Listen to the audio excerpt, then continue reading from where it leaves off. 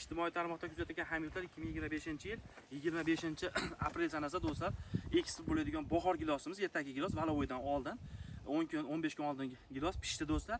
Hali ko'p joyda pishgan yo'q. Bu adirliq joyda, qirdaligi uchun, eng ertaki joyda 600 metr balandligi uchun shetda giloslarimiz pishdi do'stlar. Bugun erta uziladi, korobkaga kelishyapti do'stlar, ko'rishlaringiz mumkin.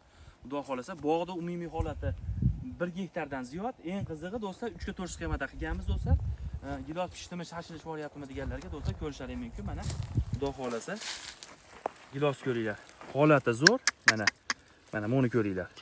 Kalibrni qaranglar. Hozirgi mashq holati 28 mana. Gilos yetildimi, yetilmadimi deganlarga Xudo xolasa bu bizi bor. Xudo xolasa o'zimiz asosiy bayt qiziqib olganmiz. Ikkita nasos orqali suv ham chiqadi do'stlar. Ko'rishlaringiz mumkin. Endi gilos pishdimi, pishmadimi deganlarga do'stlar ko'rsatib o'tamiz mana gilos. Mana gilos.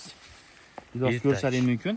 Yiriligini, holatini, mana pishdimi, pishmadimi deganlarga do'stlar o'ta pishganini ko'p, mana hamma shaqini ham egib ko'rsatamiz.